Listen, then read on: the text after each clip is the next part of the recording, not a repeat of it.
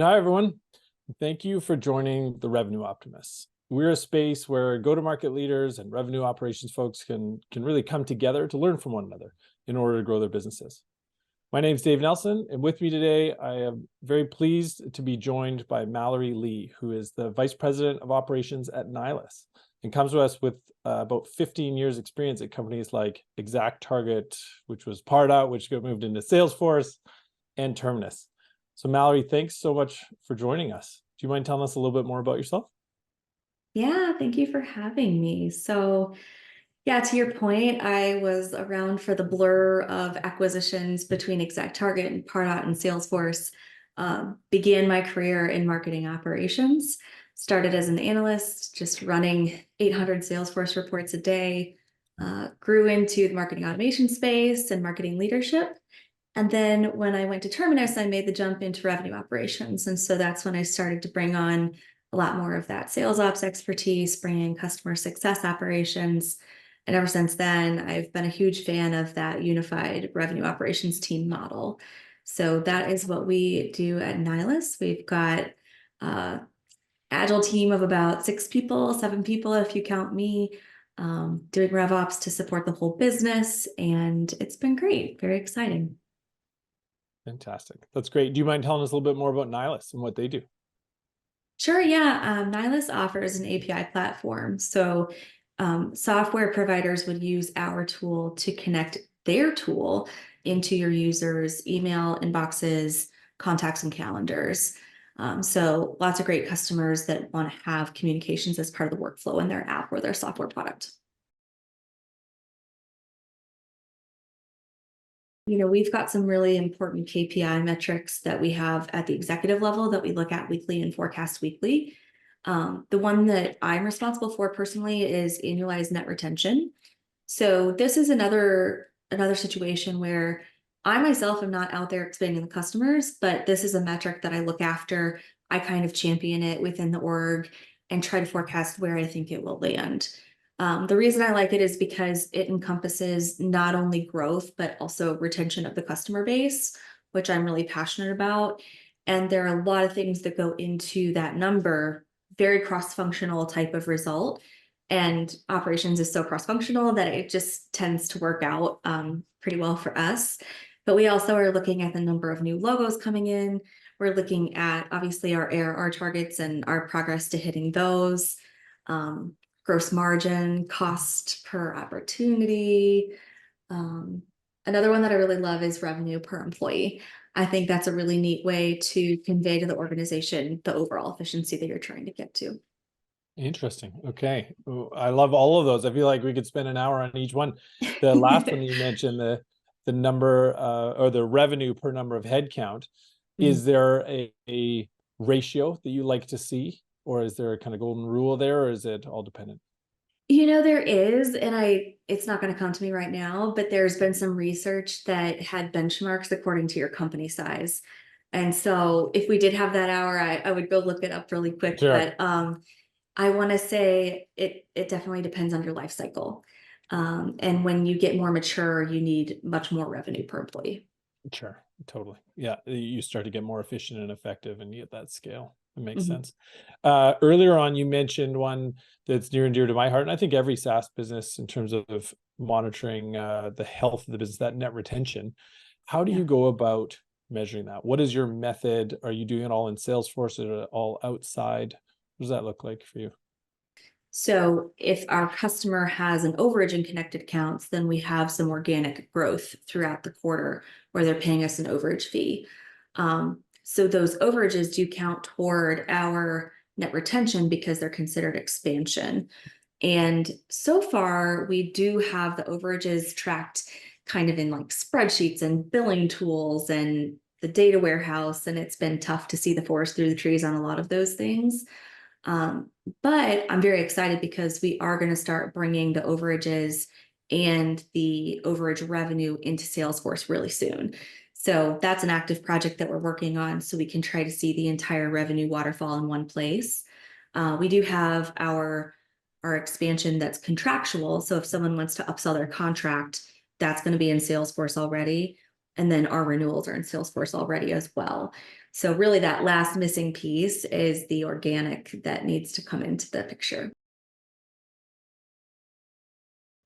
Good. So as part of all of that, you probably have a ton of different systems, right? We know you have Salesforce, you have your ERP system. I'm guessing you have Pardot, given that that was your background, but that's a total guess.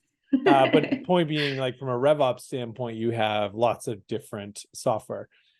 From every RevOps standpoint, at some point you go through a renewal. And so you're probably going to want to look back and say, hey, are we getting the return on investment from this or not, to make that decision on whether it still makes sense to renew and or does it make sense to kind of double down on. How do you go about that? How do you go about kind of measuring that return investment from each of those spends for software? Yeah, $1 million question, right?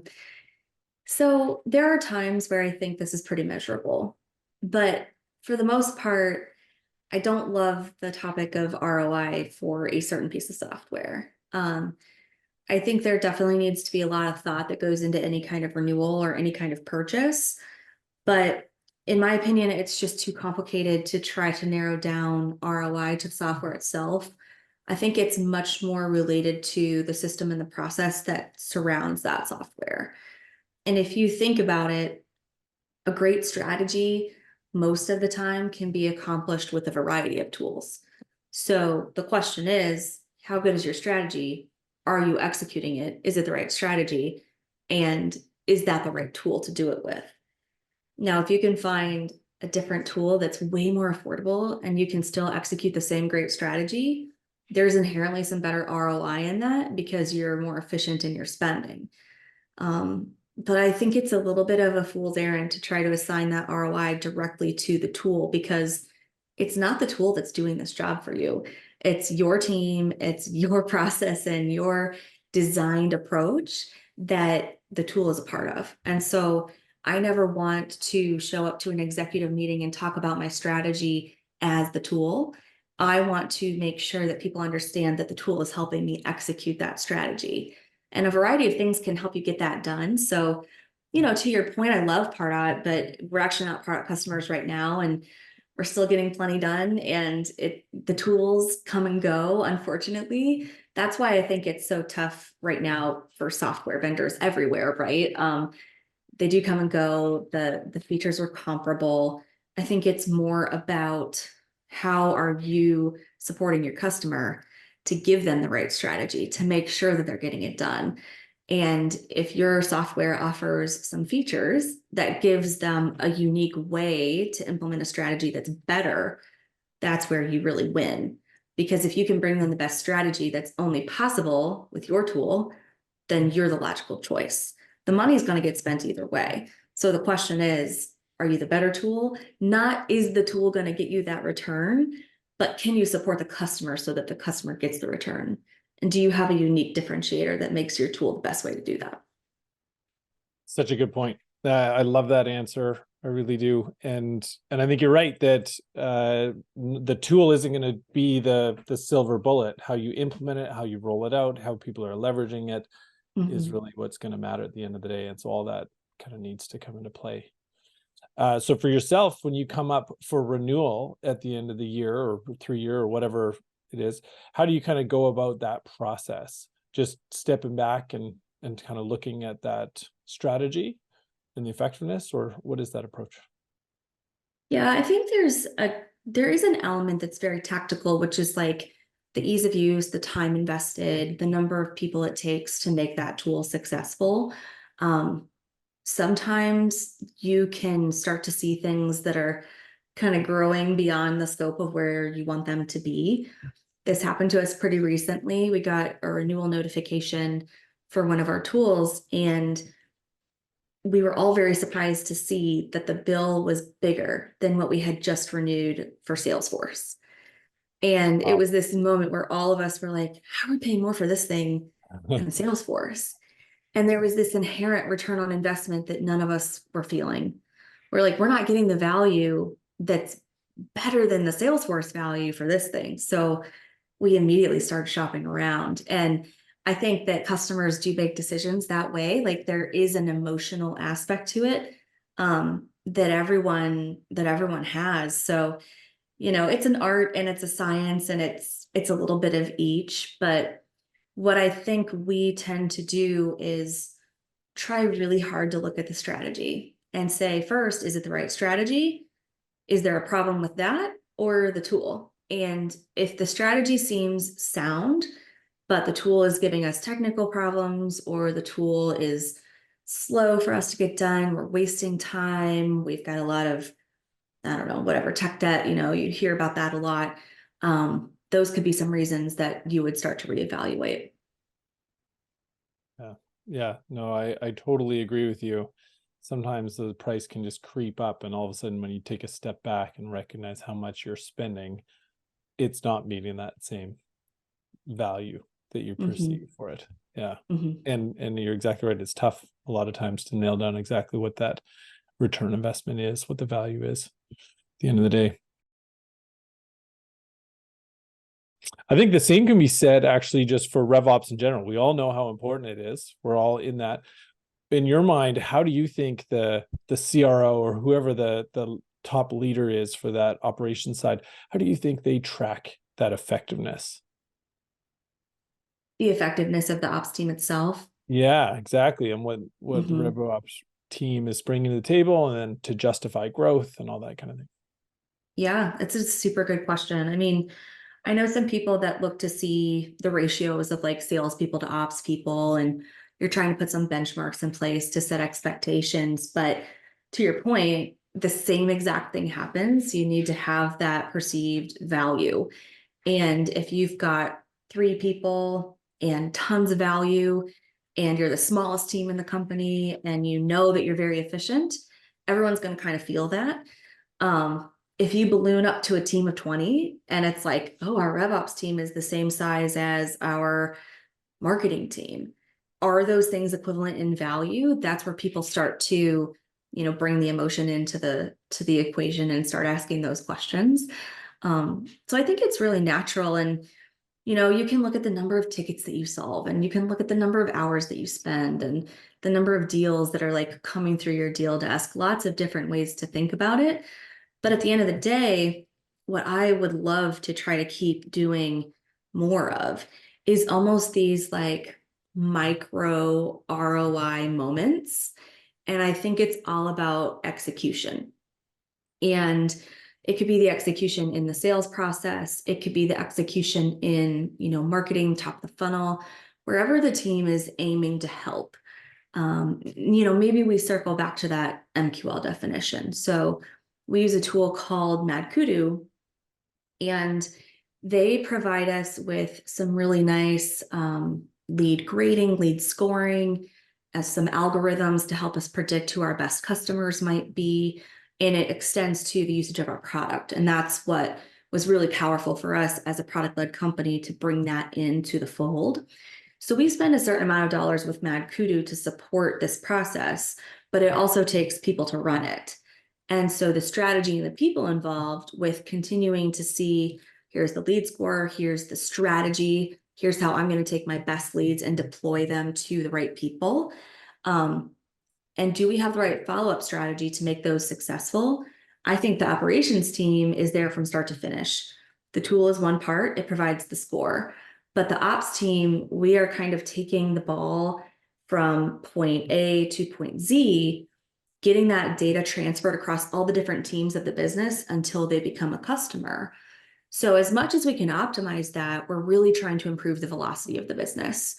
Better handoffs, cleaner handoffs, better conversion, better time to close, better time to adoption, right? Like we all want customer time to value to be as quick as possible. The data that comes in from our tools and the way that the RevOps team uses data to devise, strategies for making that come to life. I think that's the value that we're looking to add to the organization, is to just grow efficiently, move faster. Any of those that you can isolate. So revisiting the MQL to opportunity conversion rate, for example, anything that you can isolate and identify the improvement that happened from that project, I think that's a good way to quantify the ROI of what the team is working on. And in that example, if you can have your conversion rate go from 10% to 15%, and you can quantify the pipeline that came from that, you've got a dollar value that you generated. You can then go compare that dollar value to the team that performed the work, to the cost of mad kudu, to all kinds of things that come together to build that process. But it has to be holistic. Yeah. Oh, that's fascinating. Earlier you mentioned too that it's more about the strategy you're putting in place for, well, in this case, let's say lead management, right? With the lead scoring and whatnot through Mad Kudu. What's another example of how that strategy comes together and may encompass multiple applications and processes and whatnot? Yeah, good question. I think one of the popular ones that you hear about out there is the sales acceleration space, and like all of the listening software, the data providers, the email engagement that you can do through like an outreach or a sales loft or whatever. Those tools all have a lot of overlap, and we're seeing a lot of consolidation in that market as well. So all of these vendors are like fighting for the ROI of who is making sales better. And it's fascinating to watch. And the fact that they're going to start consolidating at the same time, I think is very indicative of where we are. But if, let's say, for example, the data provider wants to give you an ROI forecast. Here's the ROI you're getting on buying your data from us. They're trying to take a very simplified view of like, we gave you the data and then they became a customer, so we get the credit. But the reality is that that person has to then go through some kind of automated nurture sequence, some kind of manual research process. So you're probably using something for research, you're using something to send out those emails, you're using a different tool to manage a pipeline. Every single piece of the puzzle, there are like probably 20 tools that impact every single person that you bought from that data provider that touch the person throughout the cycle. So that's one reason that I think it's so silly for vendors to say, oh, we gave you 8,000% ROI on the leads that you bought from our data provider. Yeah. Because so many other things happened to that lead. And if you gave 8,000% credit to every software that impacted the lead, then, it just doesn't make sense. Yeah, the dollar amount that you got at the end of the day. Yeah.